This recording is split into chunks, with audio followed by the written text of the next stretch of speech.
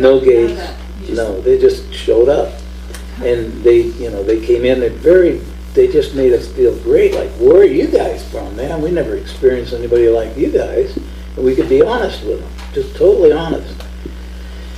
And we talk, and they never tell us anything. They would create an idea and let it linger long enough for us to pick it up and turn it into our idea. I mean, it was amazing how they did this. And were they human? well, Human looking. That's the word. yes. In this audience, I'm sure I'd say 90% of you guys are already, Of us. Of Of us. us. Yes. Go ahead. Okay, of us. And what else did I say? Well, everybody is in a multi-dimensional state of being at every nanosecond that goes on in life. We're already everywhere. We just don't realize it. And like I mentioned, Hawaii or the Antarctic. See, the minute I say the word, you're already there. Because we are energy beings. We're not flesh and blood beings. I mean, we are here experiencing a dream. This is a big dream, a game. The game of life, as your mom shared with me. She was always talking about the game. Her mom was a metaphysician. And we'd talk for hours about things, and she'd say, well, remember, this is just a dream. This is not really here. It seems to be, but it's not really here. And if you accept that, then you're allowing greater, different things to appear outside your conception. Because once you nail it, then there's no use to tell you anything else if you think you know it all. No, I won't give you any more until you open up and admit that it seems to be. It always seems to be. So when we, back to the ETs. Okay. They would plant a seed of thought, and then you would think it was your thought. Well, yeah, but it wasn't just us and them. It was we. It's a beautiful feeling to be one with everything, with everybody. This is what Marsha and I practice all the time. That we go down the road and there's a beer can somebody threw out of the truck. I love you, beer can.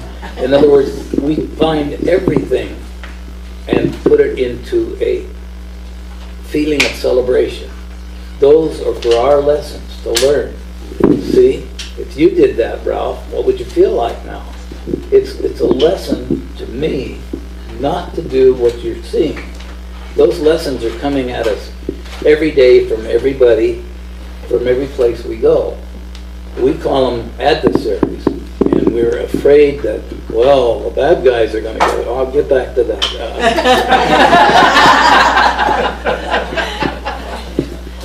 But they're in reality, and this came from Tesla, through Carr, through me, and through these benevolent beings that showed up. There are no enemies. We are our own enemies. We ourselves, personally, each one of us is responsible for what we see and what we do. We create these things through fear, because we live in a fear-based system, seemingly, instead of being a creative being and saying, no, I don't accept that way. But if you try to resist something, say wars, we all feel, oh God, no more wars. We all feel sad about that, because we could annihilate and destroy now cities the size of New York instantly. So it's always lingering there. Oh, war, come on, man, I don't want to go there. Well, you don't have to. See, those are so that you don't have a war. And if you acknowledge, those are my lessons, because you're taking it personally. You're not sharing it in gossip and blah blah conversations of, oh, isn't that bad? No, that's better than that, but there's a one over there that's worse. That's gossip, and you go into those things and you get stuck there, and it's very hard to get out of it. But if you look at the meaning for that adversary, and for that lesson to happen, is for you to avoid it without having to go through it. Because in reality, and this is third dimensional logic, reason, reality, it doesn't really happen to you. You're not in a war. You're hearing rumors of wars going on. So you have nothing to fear about wars, except the ideas that you create about wars. You're creating your own ideas that they're bad. Well, they seem to be, and they are very, very in their nature, of course they are, but there's somewhere along the line we forgot to say please or thank you. And that grew into, well, you got more than me, I want it. And I don't like the way you are, I want what you're doing. We forgot those little signposts along the way, which is manners. And so then arguments start, and then, well, I want to get a bigger stick than you, and so forth, and goes on into wars. Well, erase all that and realize that, excuse me, that in reality doesn't really exist, except we think it does. And as we think it does exist. This is a bottle of outstanding water, because I say so. I'm talking from a linear, third-dimensional view. And instead of saying it is, I'm saying so it seems. So it could be anything. And to someone else it'd say, oh, well, I've had that and it's even better than you're saying. Okay, well, if I didn't say it seems, then I get into an argument. Well, no, I said it was this and you said it was that. It's like taking out on the pavement somewhere, taking a big felt pen and drawing the figure 9 on the pavement, and then having half the crowd on one side of that and half the crowd on the other side of that, and tell me what you see. Well, this side sees a 6, this side sees a 9. Well, wait a minute, I know it's a 6 because I can see it's a 6. Well, I know it's a 9 because so that's how wars begin, by not taking the time to say, so it seems, and may I come around and see your side, from your side. Well, it is a 9 over here, it was a 6 over there. Well, then there's nothing to worry about. Let's not fight, let's go have a Coca-Cola, or whatever. In other words, we create those things without realizing it. We're creating our own realities, we're setting things up. We're setting things up. Can you still hear me? Yes. All the time. And if you take words like, I think this is on some of the, if you've ever seen our website, which our benevolent friend over here he is our webmaster. He puts everything on there that people would like to see and stuff. And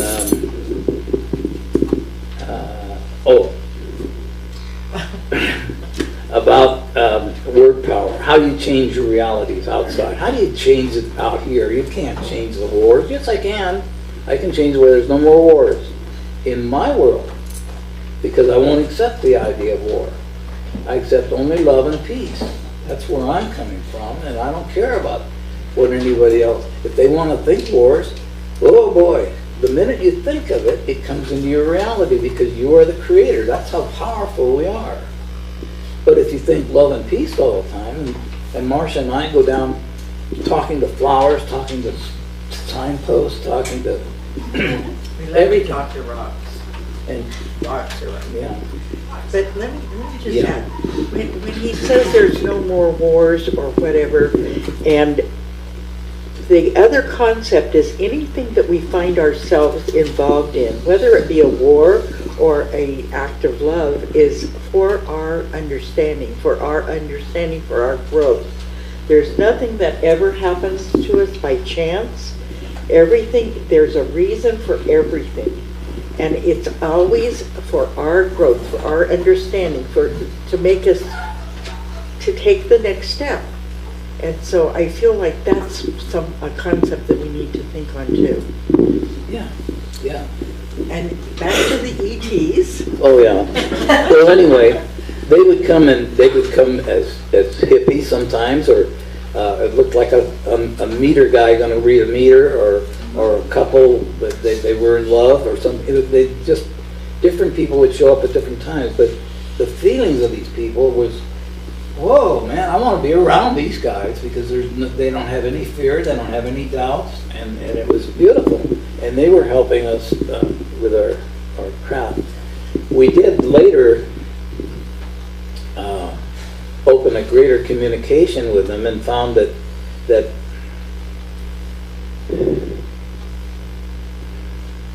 let's say the safe space about beings in other places, you can bring it home to, they're all inside us. They're all inside our infinite self, which means they're from everywhere, every walk of life, and they're here in this audience, they're here in my dog, they're everywhere as we think they are, because we can create that idea. But if we say no and we keep looking out there for something, then we're going to keep looking forever, because want begets want. When you want something, you're always going to want it. You're never going to be satisfied. And if you do get it, it's only a temporal thing. It will only last for a short period of time. And then you'll want something else, and always want something else. But when you intend on something, and you have a heartfelt feeling that you want to intend on seeing this happen, like the Ubuntu Center in Volcano, we want to see it prolifically grow and grow, then it has to work, because we refuse to think of it any other way. So it's, I was just thinking that a couple of years ago, I think now, we were at Starworks. Was it 2 years? Yeah, I think it was 2015. We were in Laughlin at the Starworks convention, and Ralph had just had a couple of heart attacks, and in October, this was in early November, he didn't want medical help. He wanted to have stem cell treatment. So we went there, and we were warned by different people that we needed to tell the people at Starworks that Ralph had a problem in case he would die on the stage. And Ralph and I talked about it, and we chose not to, because this was very important, like a full circle coming back. So we went to Starworks, and is that Starworks? Yeah. And so we went there. We did our lecture, our talk, and I was not on the panel with Ralph. I was sitting in the audience, and he had a blue aura around his left side, all the way up into a blue, like radiating light above his head, and which was later it was actually photographed, and I saw it. But I was sitting there seeing that picture, and at the same time, just right after that, there were two orbs that formed over the casino in Laughlin, three that made a complete heart, and that was also taken and given to us. So one of the ladies that put the conference on called us, I think, or called us, and said there's nothing to worry about. Three of the tall white entities came to her and said, Ralph has work to do. There's nothing to worry. Tell him that there's nothing for him to worry about, that he's got lots more work to do. And so that was a confirmation. You remember that? Yeah. And it was a really, talk about entities or ETs. I mean, they come to us if in no other way that we can maybe really be alerted, because if they're new, we want to know who they are, where they're coming from, who they, you know, what are they here for? So they can be here to help us, or again, we're all one, even those tall fights, you know, but they can tell us, and we might hear it better than just our neighbor or our friend that we've known forever. So sometimes we have the ETs come to us when we need to pay attention more strongly, a message to be heard. But Aaron? we had to create, yeah. I was wondering if, because you were open to having ET help, and you're in... The fan, leave it on. Oh, yeah, maybe one higher. Yeah, thanks, Bill. I'm sorry. Because you were open to having ET contact, let's say, and were they a part of the production line of the craft, and then did they warn you about the confiscation about to happen? As I started to say later, we developed a more comfortable communication with them, and we could all talk openly about things that you just don't talk about in the outside world, because people don't understand. Oh, you couldn't, you wouldn't, you shouldn't. But that's. Were they? Are we sort of falling a little short sometimes in our intent when they show up in our lives? And then did they warn you about the government confiscation at all ahead of time? Well, they told, okay, metaphorically, I have to say it this way, because they taught in picture forms that we had trouble grasping, because they were so beautiful. I wanted to stay in the picture for a long time before I got it. But they were in a hurry getting the pictures out. And they referred to us, they gave to me personally the feeling that they were not allowed to supersede our system. This is our system, we created, and nobody can change it outside of our system. But they can be influential in giving us some hints, some ideas, some tools, and that's what we're here today to do. We're going to bring the idea of separation to a halt in our talks. We'll show you that we are not separate, we just think we are. And this is the way we always felt with them. We were one with them all the time. And they did say that you're going to have further difficulties that to be expected, and enjoy them, celebrate them, because they're necessary. The contrast has to be not for you, but for the people outside of you that say, oh, it can never happen. So it gives them incentive, like, well, maybe there's something there. And that keeps people awake instead of going back into apathy and going back to sleep. So they said, they referred to us that there will be difficulties, but nothing you can't handle. And they ensured us that they are with us all the time. They may not become visible, and sometimes they do, but that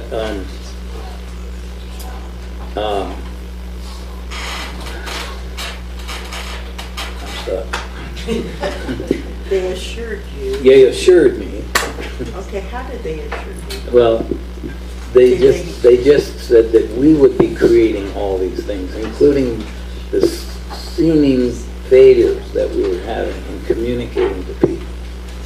And then it got back to the core of things, where we could talk Clark and the ETs that we were experiencing to the point of we were building spaceships, because we have gone through all the other wake-up calls for hundreds of years now, and people wake up for a minute and go back to sleep. We had to give them a greater wake-up call. Like, spaceships? You mean real spaceships? Yeah. In order to affect a change in their consciousness long enough to realize you don't need a spaceship unless you want a spaceship, and then you go into a dimensional situation where you can have a spaceship, and or you can go there in your mind, the same thing. So the concept behind Tesla and car and all of us working with car was to wake people up, keep them awake long enough to where they get it, that they are immortal beings. Don't let them think they're human, or they'll go back to sleep and get a large TV and a large car and a large couch, and that's all they need. So in order to avoid that, let's give them something to really think about, and that was a spaceship. Now the spaceships are real, and we've had them. They've never left our consciousness, and they've never left our peripheries. They're always here, as our friend over here last night and beyond points out to people. They're all around us. And when we want to bring them in closer, then we have to acknowledge and accept them as they're our friends. They are our benevolent brothers and sisters that are there. There is nothing without exception to fear about anything unless you say so, because you are the captain of your own ship. And when you say you're afraid because you said so. It's that simple.